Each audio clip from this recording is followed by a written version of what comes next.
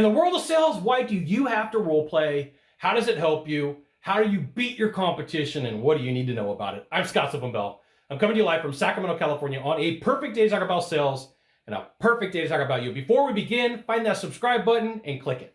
So here's the thing. You get into sales, you work sales, and there's different word combinations. They're called word tracks. They're called scripts. And what happens is you have your own way of talking. You have your own way of saying things. And then when you look and you're like, this is how Scott says it, this is how Bob says it, this is how Steve says it, this is how Jim says it, you're not really using your own words. And what will happen is as you start in sales, you start with a script, and when you interact with people, it doesn't feel right. It doesn't feel natural. So there's times where you go to a party and you talk to people and you're like, that dude is weird. That dude is strange. Because the words, the conversations, the stories, they don't match up. So what will happen is it takes you roughly, let's say 150, 200, 250 appointments for you to get used to interacting with people before you can own something and make it yours. Well, why would you do that to a buyer? Why would you go through 200 appointments and put the onus on them and put the problem on them? Why wouldn't you role play so that everything comes out natural, right? So for me, I got a couple of phrases that I love to use. It's not a sales call, it's a performance. You can't outwork me, you can only underbid me. And there's a whole bunch of other ones, but I've said them hundreds, if not thousands of times. So for me, it rolls off just like a normal conversation. The pitch, the tone, the timing, the pace, everything is there the way it's supposed to be. And when you practice, what you're going to find is you learn where the joke goes. You learn how much time it takes for you to stop talking so that you get the most amount of laughs. You know where the most amount of tension is built before a buyer starts talking and before they get nervous. But the only way that you can do that, there's two ways. You can sit through presentations, you can learn and use up resources like cost of acquisition for leads, or you can practice. You can take the time, you can put in the time, the effort, and the energy, and you can learn how to close freaking deals. And you can make a significant amount of money. You're gonna be in that call anyway. You're gonna meet with that buyer anyway. You're gonna have that up anyway. Why not make it as profitable as possible for you?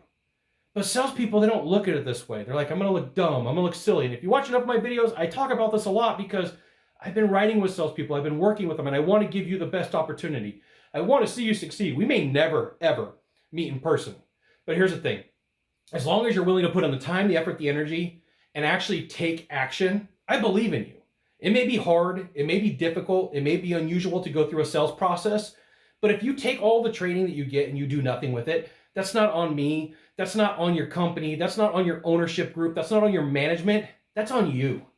That's on you as a salesperson. You have to own your process. You have to own your capabilities. You have to own your sales presentation. It's not a sales call, it's a performance. You can't outwork me, you can only underbid me. And what will happen is salespeople, when they start adopting these beliefs and going, you know what, I'm going to outwork the competition. I'm going to go in the mornings, I'm going to role play. And even I got to pay somebody to do it.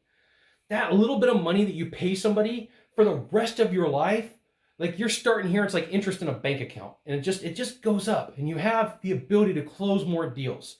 You have the ability to change your life. You have the ability to change your family's life. But here's the thing. If you want to find an excuse, you're going to make one and you're going to look for it. Just like when you meet with a buyer and you start looking for excuses to not sell something to somebody. You're like, I don't like the way this guy looks. He's bald. He's got a couple of chins, right? No facial hair. Wears Aloha shirts. You're going to be like, I'm out. I don't want to sell this person. You're going to find a reason to object. Psh, hit the eject button. It doesn't do any good for you, okay? You have to practice, you have to role play. If you want to get better at what you do, you want to close deals, you want to be a baller, a shot caller, like that's what you got to do. But most people, they don't want to do it because it's going to hurt their feelings. You got one thing to do from here, just one thing. Find the subscribe button, click on it every time I send out a video. You'll get an update. This is Scott Bell Consultant sending out a fantastic video, probably from a cool location. Today I'm in Sacramento, California. We'll see you soon. Thanks for dropping by. Aloha.